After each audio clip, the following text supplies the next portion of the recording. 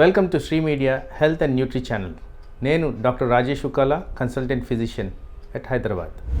Doctor గారు, diabetes అంటే ఏమిటి? ఇది ఎలా వస్తుంది? డయాబెటీస్ అంటే ఏంటంటే sugar regulation or sugar balance in the బాడీలో తేడాలు వచ్చినప్పుడే దీన్ని డయాబెటీస్ అంటారు. దీంట్లో పలు రకాలు ఉన్నాయి, కానీ ఆ తేడా అనేది అధికంగా షుగర్ ఉన్నప్పుడు దీన్ని డయాబెటీస్ కింద పరిగణిస్తారు. అయితే ఈ తేడా అనేది కూడా above 200 at any point of time sugar levels కానీ ఉంటే దీన్ని డయాబెటీస్ కింద కన్సిడర్ చేయాలి.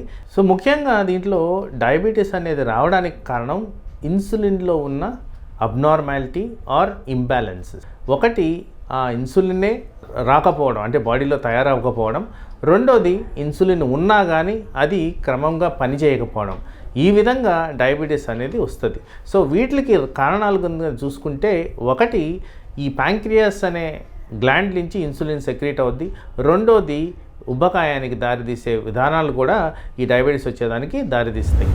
డయాబెటీస్ లక్షణాలు ఎలా ఉంటాయి? అందరికీ ఫస్ట్ అండ్ ఫార్మోస్ట్ అర్థం కావాల్సింది ఏంటంటే, ప్రతి ఒక్క డయాబెటిక్ పేషెంట్లో లక్షణాలతోనే ప్రజెంట్ కాదు.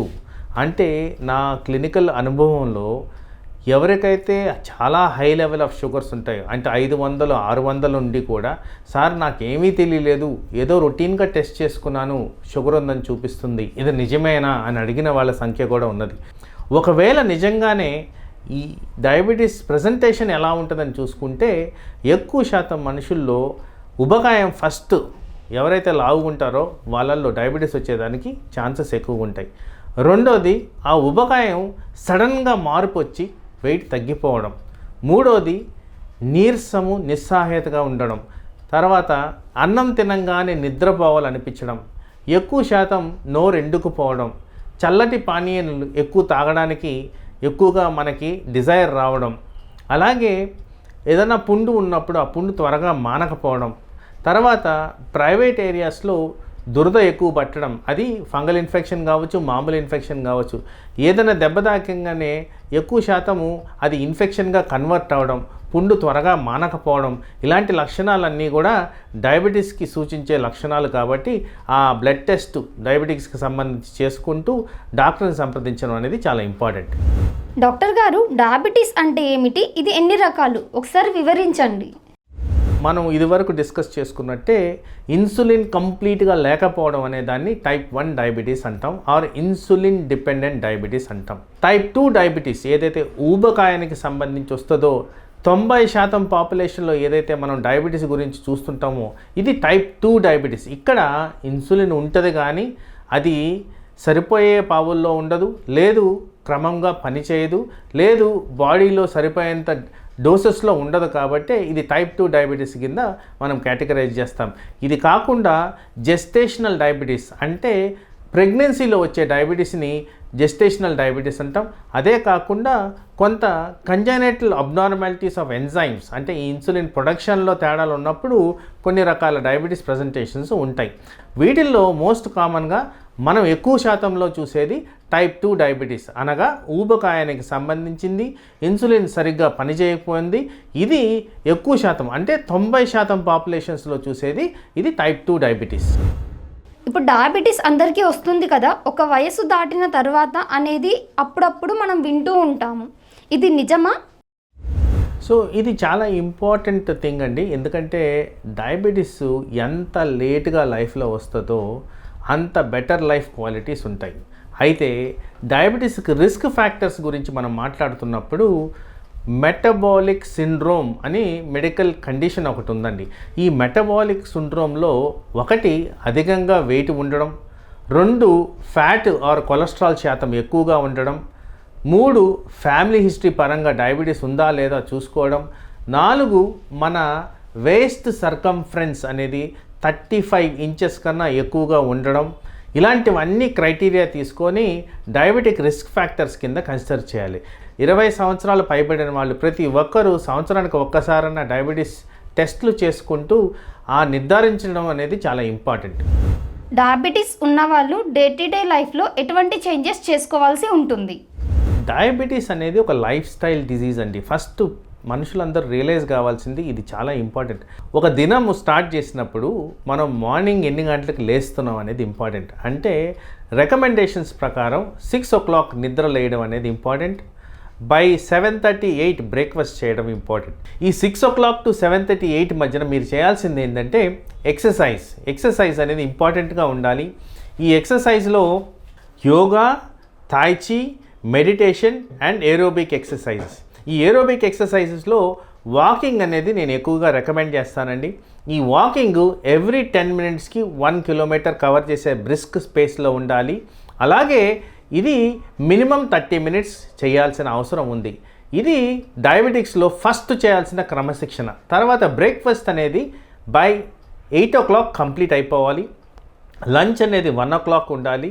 సో ఈవినింగ్ బై 7:38కి లైట్గా డిన్నర్ తీసుకోవడం అనేది most important. And by 10 o'clock నిద్రపోవడం చాలా చాలా ఇంపార్టెంట్. ఇలా చేసినప్పుడు రెస్ట్, రిలాక్సేషన్, నిద్ర సమపావల్లో దొరుకుతాయి కాబట్టి డయాబెటిక్ రెగ్యులేషన్ బెటర్గా ఉండేదానికి అంశం. షుగర్ అనేది ఫ్యామిలీ హిస్టరీలో ఉంటే అది రాకుండా ఎటువంటి జాగ్రత్తలు తీసుకోవాలి? మన దేశంలో హైయెస్ట్ అమౌంట్ ఆఫ్ డయాబెటీస్ రావడానికి కొన్ని కారణాలు ఉన్నాయి. ఈ కారణాల్లో మన బాడీ కాన్స్టిట్యూషనే ఒక కారణం, మన ఈటింగ్ హ్యాబిట్స్ ఇంకొక కారణం, మన దగ్గర ఉన్న ఒక లెప్టిన్ అనే లైపోప్రోటీన్ ఏ అనేది ఒక కెమికల్ కండిషన్ వల్ల కూడా ఇది వస్తుందని నిర్ధారణ జరిగింది. ఎవరికైతే ఊబకాయం ఉంటుందో, ఎవరికైతే హై కొలెస్ట్రాల్ ఉంటుందో, ఎవరికైతే diabetic related diseases like thyroid, hyper tension, high cholesterol ఉంటుందో వీళ్ళందరూ కూడా రిస్క్ ఫ్యాక్టర్స్ కింద కన్సిడర్ చేయాల్సిన అవసరం ఉంది. ఎవరికైతే మెటబాలిక్ సిండ్రోమ్ ఎక్స్ ఉంటుందో వీళ్ళలో కూడా డయాబెటిక్స్ వచ్చేదానికి రిస్క్ ఉంది. అందుకోసం ఒట్టి ఫ్యామిలీ హిస్టరీనే కన్సిడర్ చేయకుండా ఇవన్నీ క్రైటీరియాగా తీసుకొని మనము తగు చర్యలు తీసుకుంటే డయాబెటీస్ని అట్లీస్ట్ పోస్ట్పోన్ చేస్తూ మనము దీర్ఘకాలంలో సమస్యలు రాకుండా కాపాడుకోవచ్చు. డాక్టర్ గారు, ప్రీ డయాబెటీస్, డయాబెటీస్కి తేడా ఏమిటి?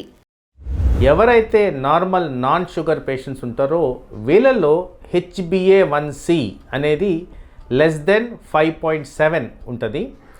ఎవరికైతే ఫాస్టింగ్ బ్లడ్ షుగర్ <100 ఉంటుందో, ఎవరికైతే పోస్ట్ లంచ్ బ్లడ్ షుగర్ <140 ఉంటుందో వీళ్ళని నార్మల్ కింద కేటగరైజ్ చేస్తారు. అయితే ప్రీ డయాబెటిక్ అన్న వాళ్ళు ఈ HbA1c 5.7 నుంచి 6.5 వరకు ఇది ప్రీ డయాబెటిక్ కేటగరైజేషన్. అలాగే ఫాస్టింగ్ బ్లడ్ షుగర్ 100 నుంచి 126 వరకు ఇది ప్రీ డయాబెటిక్. అలాగే 140 పోస్ట్ లంచ్ షుగర్ టు 200 వరకు ఇది కూడా ప్రీ డయాబెటిక్. సో ఈ ప్రీ డయాబెటిక్ ఉన్న వాళ్ళందరూ కూడా ఆల్మోస్ట్ డయాబెటీస్ వచ్చినట్టే కన్సిడర్ చేయాలి. అదేవిధంగా లైఫ్ స్టైల్ విధానాలు పాటించాల్సిన అవసరం ఉంటుంది. కొన్ని పరిస్థితుల్లో ఎవరికైతే హై రిస్క్ ఉంటుందో వాళ్ళల్లో ట్యాబ్లెట్ వేసుకోవాల్సిన అవసరం కూడా డాక్టర్ సలహాలు సూచనల మేరకు వాడాల్సిన అవసరం ఉంటుంది. ప్రీ డయాబెటిక్ ఉన్నవాళ్ళు చాలా జాగ్రత్తగా ఉండాలి. వాళ్ళు క్రమంగా డాక్టర్ చెప్పిన సలహాలు సూచనలు మెయింటైన్ చేస్తే అట్లీస్ట్ 5 to 6 years డయాబెటీస్ రాకుండా పోస్ట్పోన్ చేసుకోవచ్చు. కాబట్టి వాళ్ళు దాన్ని సీరియస్గా తీసుకోవాలి. ఆ ప్రీ డయాబెటిక్ స్టేజ్లో కూడా అవయవాలు ఎఫెక్ట్ అవుతున్నాయి కాబట్టి దీన్ని మనం ఎంత దూరం నివారించుకుంటే అంత మంచిది. షుగర్ వల్ల మల్టీ ఆర్గన్స్ ఎఫెక్ట్ అవుతాయి అంటారు కదా, ఇది ఎప్పుడు జరుగుతుంది? వన్స్ షుగర్ అబ్నార్మాలిటీస్ నేను ఏదైతే కేటగరైజ్ చేసి చెప్పానో ప్రీ డయాబెటిక్, డయాబెటిక్ అని, ఈ ప్రీ డయాబెటిక్ స్టేజ్ నుంచే అవయవాల మీద ఒత్తిడి ఉంటుంది. అందుకోసమే ప్రీ డయాబెటీస్కి చాలా ఇంపార్టెన్స్ ఉంది. ప్రథమంగా ఈ ప్రీ డయాబెటీస్ రావడానికి కారణం, ఈ ప్రీ డయాబెటీస్కి ఏవైతే మార్గాలు మనం చూసి రిస్క్ ఫ్యాక్టర్స్ కింద కన్సిడర్ చేసామో వీళ్ళందరిలో కూడా కొలెస్ట్రాల్ ఎఫెక్ట్ అవ్వడం అనేది జరుగుతుంది.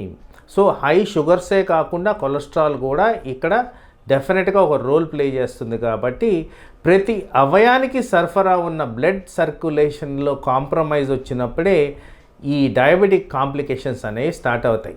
వీటిల్లో కూడా మైక్రోవాస్కులర్ కాంప్లికేషన్స్, మ్యాక్రోవాస్కులర్ కాంప్లికేషన్స్ అంటాం. అయితే ఎవరికైతే అధికంగా షుగర్స్ సడన్గా పెరుగుతాయో వీళ్ళల్లో మ్యాక్రోవాస్కులర్ కాంప్లికేషన్స్ ఎక్కువగా ఉంటాయి. వీళ్ళల్లో మోస్ట్ కామన్లీ ఎఫెక్టెడ్ అవయాలు సైలెంట్గా తెలియకుండా ఎఫెక్ట్ అయ్యేది కళ్ళు, కిడ్నీస్. అందుకోసమే early detection of diabetes, early prevention of damages to the organs చాలా చాలా ఇంపార్టెంట్గా మనం కన్సిడర్ చేయాల్సిన అవసరం ఉంది. ఇదే విధంగా చూసుకుంటే heart, liver, kidney, brain and nervous system చాలా ఎక్కువ శాతంలో డయాబెటీస్ మూలాన ఎఫెక్ట్ అవుతూ ఉంటాయి. అదే కాకుండా ప్రతి కణానికి షుగర్ సప్లై అవసరం కాబట్టి ఎక్కడైనా అధికంగా షుగర్ ఉన్నప్పుడు ఆ డ్యామేజ్ అనేది ఇంబ్యాలెన్స్ ఆఫ్ షుగర్ కారణంగా జరుగుద్ది. కాబట్టి ప్రతి కణానికి మన బాడీలో షుగర్ ద్వారా డ్యామేజ్ అయ్యే లక్షణాలు ఉన్నాయి. డయాబెటీస్ వచ్చాక ఎంతవరకు టాబ్లెట్స్తో మేనేజ్ చేయొచ్చు? ఇన్ కేస్ ఇన్సులిన్ తీసుకుంటే అది ఎలా తీసుకోవచ్చు ఒకసారి వివరించండి. చాలామంది ఒక అపోహత ఉంటారు, ఒకసారి ఇన్సులిన్ పెడితే ఇంకా లైఫ్ లాంగ్ ఇన్సులినే ఉంటుంది అని.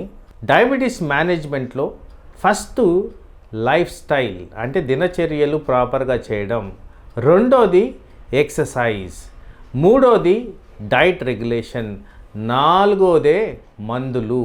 ఆ మందుల్లో కూడా ఫస్ట్ స్టార్ట్ అయ్యేది బేసిక్ మందులు టాబ్లెట్ రూపంలో. ఈ విధంగా తీసుకుంటూ వెళ్తే ఈజీగా ఒక 15 years వరకు జస్ట్ ఈ ఫస్ట్ 4 వితౌట్ ఇన్సులిన్ మనం మేనేజ్ చేయొచ్చు. అయితే కొన్ని సిచ్యువేషన్స్లో, ఫర్ ఎగ్జాంపుల్ హాస్పిటల్ అడ్మిషన్ అయినప్పుడు, ఆపరేషన్ అయినప్పుడు, అన్కాన్షియస్ అయినప్పుడు, ఇట్లాంటి పరిస్థితుల్లో కొన్నిసార్లు టెంపరీగా ఇన్సులిన్ అనేది వాడడం జరుగుద్ది. మన డయాబెటీస్ ప్రోగ్రెషన్లో ఈ ప్యాంక్రియాస్ అనే అవయవం ఏదైతే ఉంటుందో స్లోగా దాని నుంచి ఇన్సులిన్ ప్రొడక్షన్ తగ్గిపోద్ది. కాబట్టి most of the medicines insulin ఉంటేనే పనిచేస్తాయి. కాబట్టి over a period of 15 to 20 years requirement of insulin కనిపిస్తుంది. కాబట్టి అది కూడా ఇండివిజువల్ టు ఇండివిజువల్ వేరియేషన్స్ ఉంటాయి. కాబట్టి most of the life 20 years of లైఫ్ని ట్యాబ్లెట్ మీదే మేనేజ్ చేసేదానికి విధంగా ఉన్నాయి. ఇప్పుడు వచ్చిన రీసెంట్ అడ్వాన్సెస్లో రిక్వైర్మెంట్ ఆఫ్ ఇన్సులిన్ చాలా తక్కువగా గమనిస్తూనే ఉన్నాం. ఎందుకంటే మనుషుల్లో అవేర్నెస్ పెరిగింది, ఎక్సర్సైజ్ కెపాసిటీ పెంచారు, అవేర్నెస్ ఆఫ్ హెల్త్ రెస్పెక్ట్స్ పెరిగాయి. ఆ విధంగా యూసేజ్ ఆఫ్ మెడిసిన్ ప్రాపర్గా ఉంది, ఇచ్చిన మోతాదుల్లో ప్రాపర్గా తీసుకుంటున్నారు, అవసరమైన దగ్గర డాక్టర్స్ దగ్గర సంప్రదిస్తున్నారు. ఇదంతా మెయింటైన్ చేస్తూ టార్గెట్ ఉంచే విధంగా మెయింటైన్ చేస్తున్నారు. కాబట్టి లాంగ్ టర్మ్ కాంప్లికేషన్స్ రాకుండా, ఇన్సులిన్ రిక్వైర్మెంట్ లేకుండా, దీర్ఘకాలం సమస్యలు రాకుండా మేనేజ్ చేస్తున్నాం. కాబట్టి రిక్వైర్మెంట్ ఆఫ్ ఇన్సులిన్ చాలా లేట్గానే మేము గమనిస్తున్నాం. డాక్టర్ గారు, హైపోగ్లైసిమియా లక్షణాలు ఎలా ఉంటాయి? దీన్ని ఎలా ఫేస్ చేయాలి? హైపోగ్లైసీమియా అంటే లెస్ దెన్ నార్మల్ షుగర్స్. అంటే ఒక నార్మల్ షుగర్ 100 అని చెప్పాను కాబట్టి ఎనీథింగ్ బిలో ఈజ్ హైపోగ్లైసీమియా. కానీ ఎక్కువ శాతం మనుషుల్లో హైపోగ్లైసీమియా అనే ప్రజెంటేషను లెస్ దెన్ 80 to 70 మధ్యన వచ్చినప్పుడు ఎక్కువగా సిమ్టమ్స్ అనేవి కనబడుతూ ఉంటాయి.